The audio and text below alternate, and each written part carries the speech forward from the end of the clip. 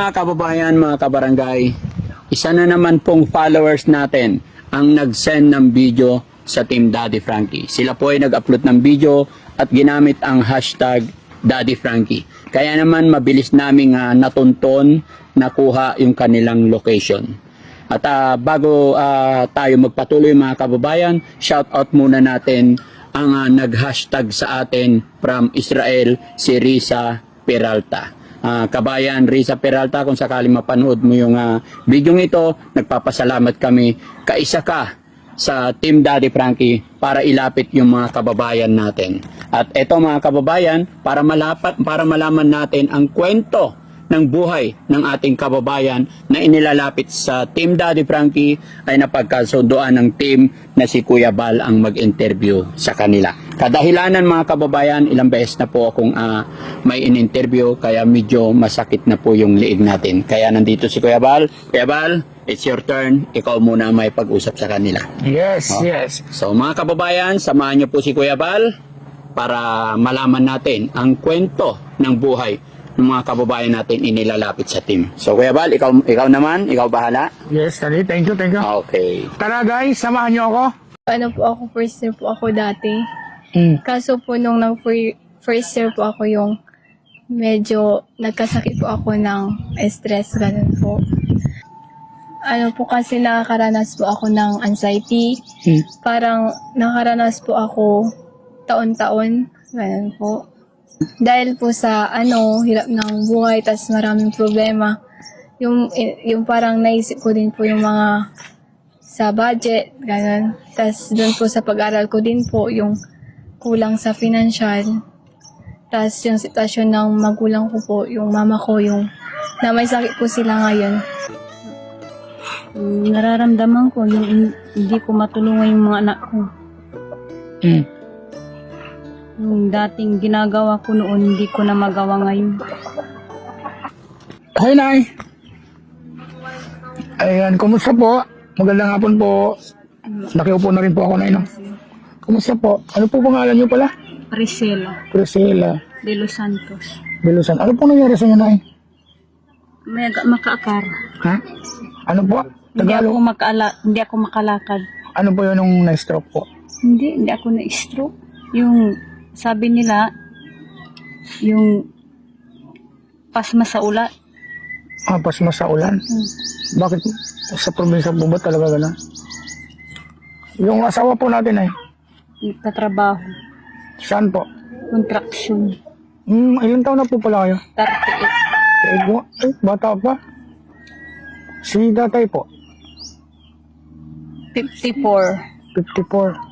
Ay, 54, 56 yata. Mga ilang taon na po yan na ganyan? Noon, pandemic niya eh. Anong pandemic pa po nag-start? Oh.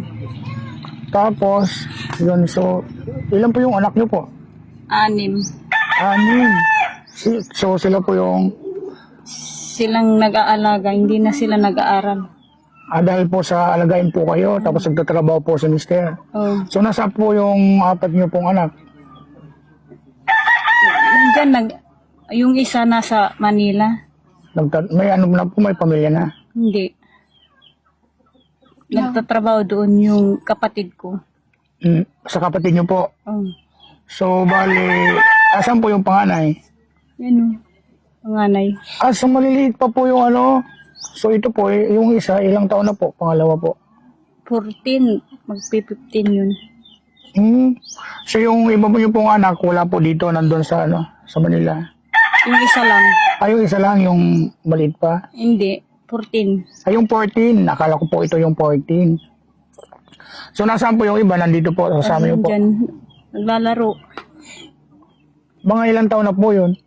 Mga grade 6, grade 4, grade 2. So, kaya in-stop na po nila yung pag-aaral po nila dahil po sa yung maalagaan po kayo, tapos kasi yung kulang po ng expenses po, ganun po ba? Oh, kulang sa ano. Bakit po parang malungkot ka na? Bakit parang hinang-hina ka po na eh? Masakit yung katawan. Sinubukan nyo na po bang magpa-check up? Sali mo lang ng pa-check up. Kung kukulang labat sa financial. Ano po? Tagalog po na. Nasubukan ko nang nagpa-check up. Opo. So ito po sila yung... So kayo naman, Day. Ikaw, ano pong pangalan mo? Jennifer po. So yung kapatid mo, yung panganay po, di ba? Opo. Ano pong ano? Excuse po. Lapit po ako dito. Jennifer, ilang taon na ka? Ay, ilang taon ka na? 18 po. Kayo po, ito. Ano po, 20 po. 20. So parehas na kayo hindi nag-aaral. Opo. Ano naman po yung matapos niyo? Ano po, grade 11 lang po. 11. Ikaw po. Ano po, senior high school. Sayang naman ano. Pwede naman yun siguro yung magpa-part-time tapos habang pinagpapatuloy yung pag-aaral. At hindi naman po ata yung araw-araw pumasok. Tapos salitan sa pag-aalaga sa nanay. Napacheck up yun na po ba yung nanay niyo minsan? Ano po, nagpa-check up na din po sila. Kaso ano po yung parang kulang sa financial. Kaya, Hindi ba kayo nalulungkot na yung iba nakakapasok? Tapos kayo... ano po, kung minsan din po nalulungkot din po. Siyempre po yung may pangarap ako gano'n.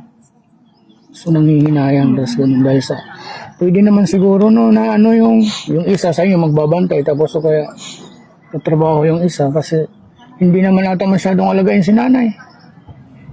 Ano po, hindi din po. Sakto lang po pag ano po, ihi po sila gano'n tas pagkakain gano'n. So si tatay lang yung nagtatrabaho. Ano po yung trabaho ni tatay? Ano po, construction po sila. Saan po yan? Dito lang po na lugar o sa ibang lugar? Ano po, dito lang din po. So okay naman yung ano, yung tita na ano naman, nakakaraos naman. Ano po yung parang ano, kulang pa din po kasi paminsan po ano po yung kulang po yung budget ng mga kapatid ko ganun po tas yung binabaon lang po nila mga 10 pesos, 5 ganun. Ano po ba yung ano ng sakit ni nanay mo talaga yung ano bang yung findings ng doktor yung di po ba na-check up na po siya? Ano po ata yung pasma po ata? Pasma? Bakit ano ba yung trabaho ni nanay dati? Dati po kasi ano nag-work po sila dyan po sa Manson tapos Mansion? sa Manson po tapos Mansion. nagwawalis po tapos pagdating po nila sa bahay ganun. Naliligo po sila agad. So maghapon nagtatrabaho tapos Maghapon po. pag uwi dito tapos naliligo. Tapos naglilinis pa po sila. Pag minsan.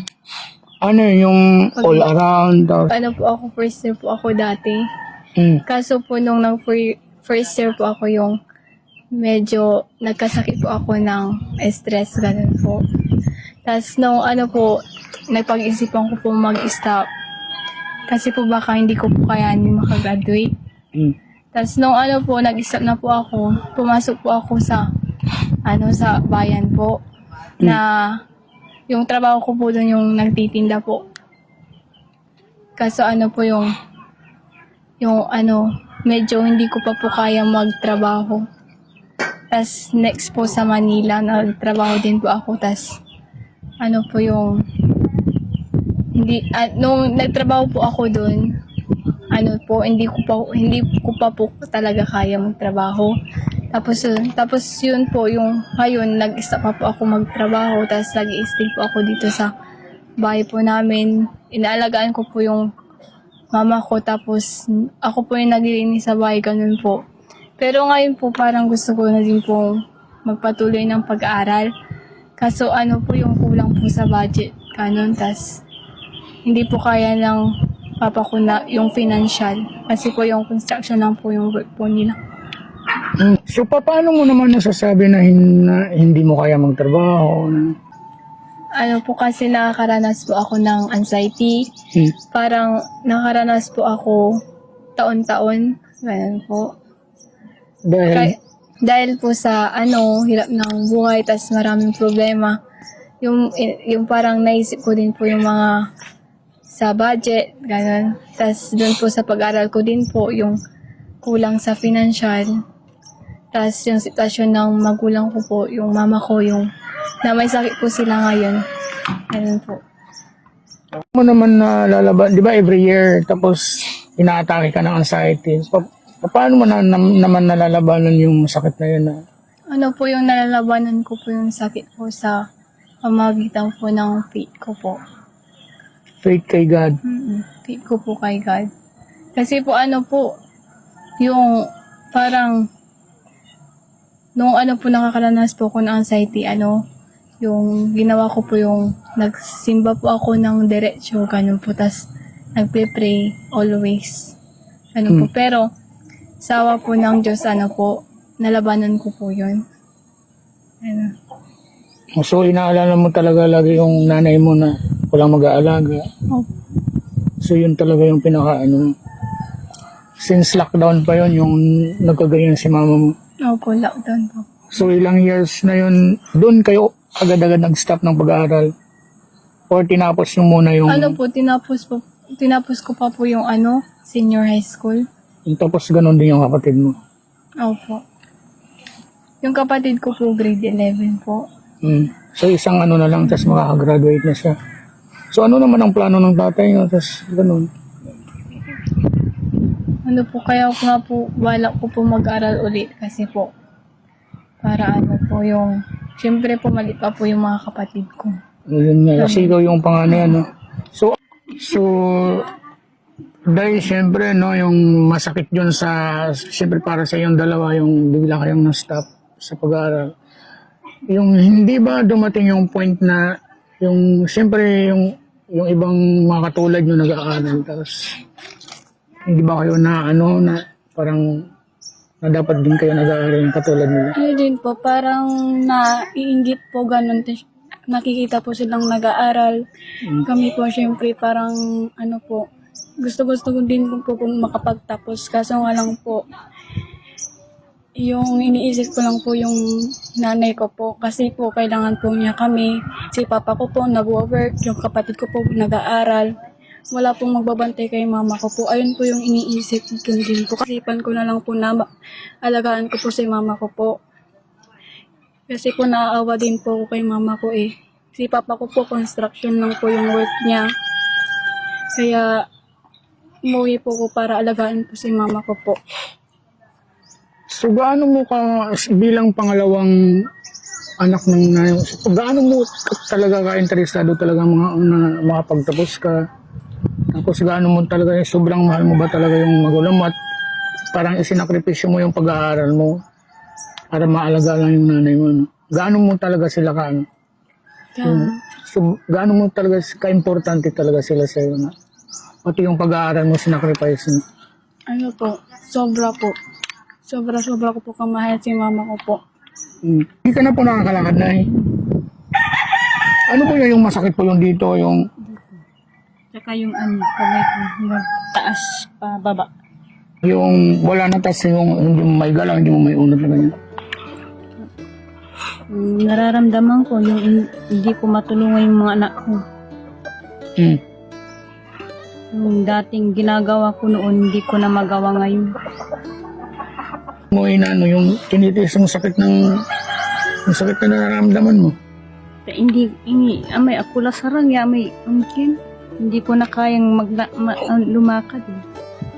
Nahihirapan ako Tapos pati po yung yung kamay. Oo, pati yung kamay ko, hindi ko magalaw, hindi ko mataas. Masakit. Pag pag masakit daw, umiinom na ako ng gamot.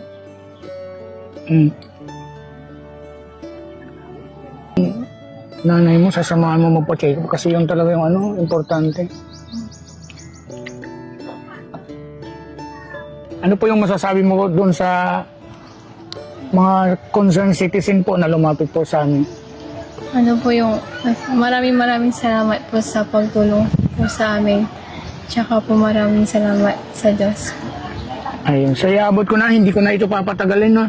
Sana makatulong po ito sa gamutan po ng nanay niyo po, no? So ito po, yung kamay niyo po, te. Ito po. 1, 2, 3. Ayan po, Sana po dahil makatulong po yan sa pampapabili na po ng gamot o kaya sa pambabaon po ng mga kapatid mo sa makabili po ng bigas. So inaasahan niyo po ba na may blessing pong darating po ngayong araw na ito sa inyo? Hindi po. Ano po yung masasabi niyo po kay Daddy Frankie po na nagpaabot po ng... Maraming salamat po sa tulong po na binigay po sa amin ni Daddy Frankie po. Kayo na, ayun, so meron pong pinabot si Daddy Frankie po sa inyo na konting tulong po. Konting tulong pinansyal para po makabili po kayo ng gamot sa kayong kaya bigas. Ayan, ano po yung masasabi niyo po kay Daddy Frankie? Salamat.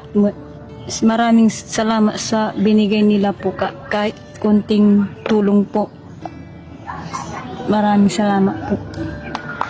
Ayan mga besh, no, mga kababayan, mga kabarangay. So natapos na po natin yung problema po kay nanay. At least kahit papaano po may naibigay po yung team Daddy Frankie na konting tulong. Ayan, kasi nakikita naman po natin yung problema ni nanay, no, na isang taon na po siyang hindi nakakalakad. Tapos yung mga anak niya ng dalawa na mga dalaga hindi na nakapag-aral. Mas pinili po nilang alagaan yung kanilang nanay. Ganun po nila kamalang kaya ang kanilang mga nanay. Kaya yung mga anak po dyan na hindi po nagmamahal sa kanilang magulang, pagkakataon nyo na po bago po mahuli ang lahat. Ayan. So maraming salamat po sa lahat po ng mga viewers at saka supporters na sumusuporta po kay Daddy Frankie. Siyempre sa buong team. Thank you so much. Saan man po kayo sa buong mundo. Ayan, lahat po. Pati po yung mga OFW, thank you so much. Saka yung mga waiting po dyan sa premiere, maraming salamat po sa inyo.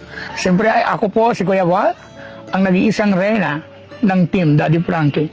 Thank you so much.